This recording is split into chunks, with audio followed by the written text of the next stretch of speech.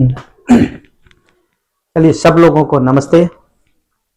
आज एक ऐसे चैनल की शुरुआत हो रही है जिसके माध्यम से साइंस और मैथ की समस्या का निराकरण पूरी तरह से कर दिया जाएगा। सबसे पहले तो यह जान लीजिए कि जो सीबीएसई ही नहीं, बिहार बोर्ड, दोनों का सिलेबस मैथ और साइंस का एक है, बिल्कुल एक है, कहीं से अंतर नहीं है, सिर्फ भाषा का अंतर है। क्योंकि बिहार में हिंदी बोली जाती है ज्यादा, तो चलिए उसे हिंदी में क्वेश्चन दिया जाता है, और जो सीबीएसई है पूरे देश में पढ़ाया जाता है, इसलिए मजबूरी है उसे इंग्लिश में दिया जाता है। लेकिन जो बच्चे चाहते हैं कि हम सीबीएसई की भी परीक्षा हिंदी में दें, तो उन्हें हिंदी में भी क्वेश्चन मिलता है। तो खैर उससे कोई दिक्कत नहीं है, हिंदी वाले के लिए हिंदी और इंग्लिश वाले के लिए इंग्लिश का क्लास मिलता रहेगा। और यह आपको फॉलो करना है स्टेप बाय स्टेप, छोटी छोटी वीडियोस को देखते रहना है, उसका नोट्स बनाना है। यह आपकी सारी समस्याओं को ही दूर नहीं करेगा, आपके अंदर से डर को भी खत्म करेगा, और साथ में आपका जो मार्क्स कंटिन्यूअसली एक मीडियम लेवल पर आके रुका रहता है, वो एक इनहांस करता रहेगा और तेजी से बढ़ जाएगा। चलिए आज 9th क्लास के हम लोग उस चैप्टर की बात करेंगे जो सबसे पहला है, मैटर इन आवर सराउंडिंग। कहता है मैटर इन आवर सराउंडिंग। जब पढ़ते हैं तो सबसे पहले हम बात करते हैं मैटर की, और मैटर को डिफाइन करने के लिए कहा जाता है कि दुनिया के जितने भी सब्सटेंस हैं वो सभी मैटर हो सकते हैं जब उनमें क्या हो, दो गुण होना चाहिए। सबसे पहले तो होना चाहिए वह जगह छेके, ऑक्युपाइज स्पेस, और दूसरा इनमें मास होना चाहिए, हैव मास। अगर इसी को डिफाइन करते हैं तो आप बड़े आराम से कर सकते हैं। Matter are the substances which occupies space and have mass. Simply आप डेफिनेशन को खुद से लिखने की कोशिश कीजिए, हम वो छोटी छोटी चीजों को आपको बताते रहेंगे जिससे आपको परेशानी ना हो। कहता है कि matter are the substances which occupies space and have mass. कहता है दूसरा चीज कि डेफिनेशन तो आप खुद कर लेंगे। कहता है कि matter is made up of particles, made up of particles. दुनिया के जितने भी पदार्थ हैं वे सारे पदार्थ छोटे छोटे कणों से मिलकर बने हैं, जिसे बाद में हम लोग देखेंगे, एटम्स और मॉलिक्यूल्स की बात करेंगे। कहता है और इसी पार्टिकल्स के अरेंजमेंट के आधार पर आप डिफाइन कर सकते हैं स्टेट्स ऑफ मैटर को। कहता है स्टेट्स ऑफ मैटर, जब बात करेंगे स्टेट्स ऑफ मैटर की तो उसमें हम लोग छोटी छोटी चीजों को देखते हैं। कहता है पार्टिकल्स के अरेंजमेंट को देखेंगे। अगर पार्टिकल्स बिल्कुल क्लोजली पैक्ड है, बिल्कुल नजदीक नजदीक, उसमें कहीं भी जगह नहीं है, when particles are closely packed within a substance, then substance is called as solid। तब उस पदार्थ को आप क्या कहेंगे, सॉलिड कहेंगे, मीन्स ठोस। और यही पार्टिकल्स का अरेंजमेंट थोड़ा सा अलग हो जाए और सबस्टेंस के अंदर वह लूजली पैक्ड हो,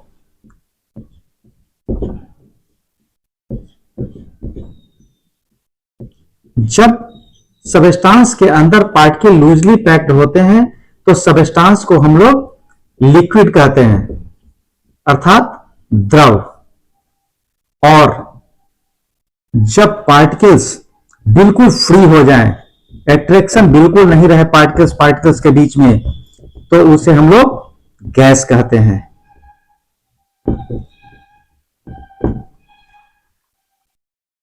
और कुछ प्रॉपर्टीज आप इसी अरेंजमेंट के आधार पर आप उसे डिफाइन कर सकते हैं। कहता है कि सॉलिड में अगर पार्टिकल्स बिल्कुल नजदीक नजदीक हैं और बिल्कुल क्लोजली पैक्ड हैं, इसका अर्थ है कि यह बिल्कुल पैक्ड है, वह हिलेगा डुलेगा भी नहीं, उसका रिजिड शेप होगा। शेप क्या हो जाएगा, फिक्स्ड हो जाएगा इसका। और जब शेप फिक्स्ड होगा तो वॉल्यूम, वह जगह भी एक निश्चित छेकेगा, उसे क्या कहते हैं, वॉल्यूम भी क्या हो गया, फिक्स्ड। तो आप जब पढ़ते हैं तो उसमें लिखा रहता है बुक में shape and volumes are fix. दूसरा लिक्विड में चूंकि यह क्लोजली पैक्ड है तो शेप इसका नॉट फिक्स्ड होगा, जिस बर्तन में आप उसे रखेंगे उसका आकार ले लेगा, लेकिन वॉल्यूम ये फिक्स्ड होगा। इसका एग्जाम्पल के तौर पर अगर आप दूध को लेते हैं तो दूध को जब आप खरीदने जाते हैं तो दूध बाजार से लाते हैं 1 लीटर, आपको वह पन्नी में पैक करके दे सकता है, वो आप किसी बर्तन में लेकर आते हैं और घर पर किसी दूसरे बर्तन में उसे उबालने की कोशिश करते हैं, और जब उसे दूसरे बर्तन में रखते हैं तो वह उसका आकार ले लेता है, और जब दूध को पीने जाते हैं तो हम लोग ग्लास में रख के पीते हैं तो वह ग्लास का आकार ले लेता है। और गैस में न शेप फिक्स्ड है, चूंकि पार्टिकल्स बिल्कुल फ्री हैं, तो शेप एंड वॉल्यूम ये दोनों क्या है, नॉट फिक्स्ड हैं।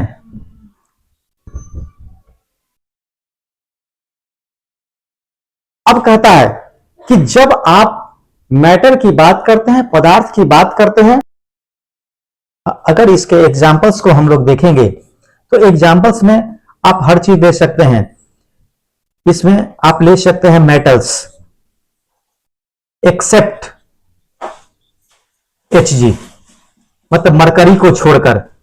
इसमें आप बॉक्सेस ले सकते हैं, इसमें इंस्ट्रूमेंट बॉक्स ले सकते हैं, इसमें चेयर टेबल जो भी ठोस है वो सभी चीज को ले सकते हैं। अगर लिक्विड की बात करेंगे तो इसका एग्जाम्पल आप ले सकते हैं वाटर, इसमें ले सकते हैं मिल्क, वाइन, एल्कोहल, ईटीसी। और गैस की जब बात करेंगे तो इसका example air, hydrogen, oxygen, nitrogen, etc. कहता है अभी जो हम लोग पढ़े हैं प्रॉपर्टीज, उसी आधार पर एक क्वेश्चन दिया गया है, उसमें कहता है आफ्टर डिसॉल्विंग सम साल्ट और sugar in fixed amount of water level of water can not change why. कहता है कि एक पानी की निश्चित मात्रा में थोड़ा सा चीनी या नमक को घुलाने पर पानी का लेवल में कोई भी बदलाव नहीं होता है, क्यों? तो कहता है व्हेन सम साल्ट और sugar is dissolve in water, जब हम थोड़ा सा चीनी या नमक पानी की एक निश्चित मात्रा में, एक फिक्स अमाउंट ऑफ वाटर, पानी जब ग्लास में लेंगे तो उसमें एक चिन्ह लगा देंगे और उसके बाद उसमें घुलाएंगे 1 चम्मच चीनी या नमक, द पार्टिकल्स ऑफ साल्ट और sugar get into the space between particles.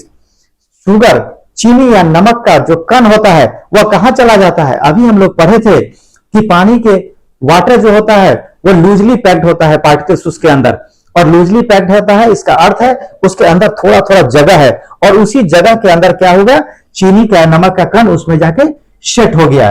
तो वही चीज लिखा हुआ है व्हेन सम साल्ट और sugar is dissolved in water the particles of salt और sugar get into the space between particles of water, so level of water can not change. पानी के लेवल में कोई बदलाव नहीं होगा क्योंकि वह नया जगह कोई भी नहीं लिया है, वह सिर्फ और सिर्फ पानी के पार्टिकल्स के अंदर जो खाली जगह थे उसी के अंदर वह जाकर सेट हो गया।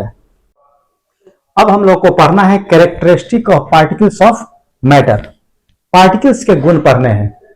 इसमें सबसे पहला पढ़ना है particles of matter have space between them, मतलब पदार्थ के अंदर जो पार्टिकल्स हैं उसके भी अंदर कुछ स्पेसेस मौजूद होते हैं। इसी के आधार पर पिछला जो क्वेश्चन था हम उसे डिफाइन किए थे कि चीनी और नमक को पानी में घुलाने पर पानी का लेवल नहीं बढ़ता है। दूसरा, particles of matter are continuously moving.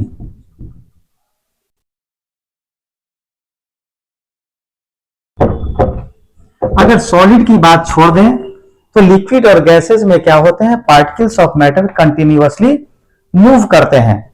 इसी के आधार पर आप देखते होंगे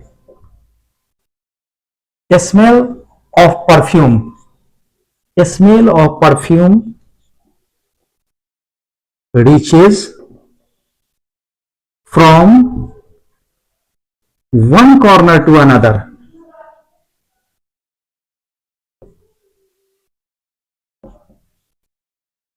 bye the process of diffusion.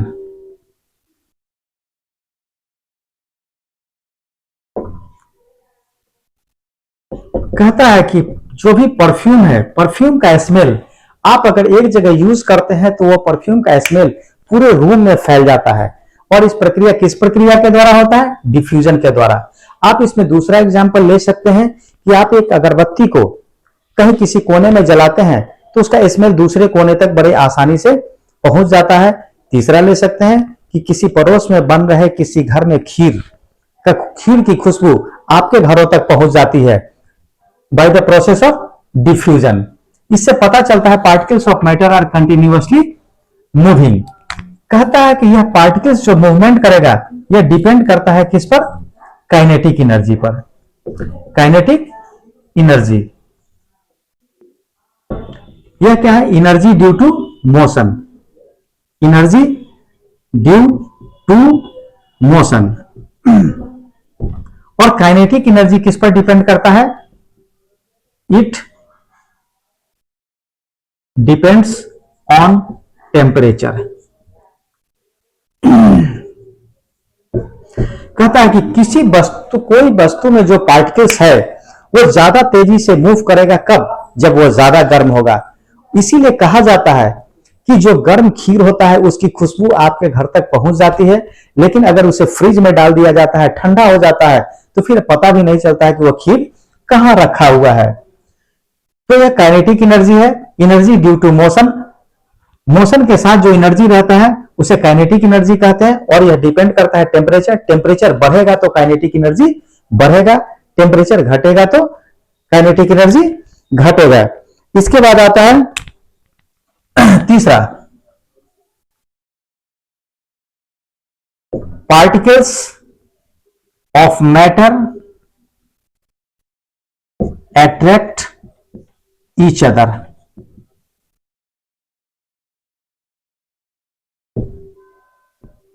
हम लोगों को यह पता है कि दुनिया की जितनी भी चीज वस्तुएं हैं वो एक दूसरे को अट्रैक्ट करती है।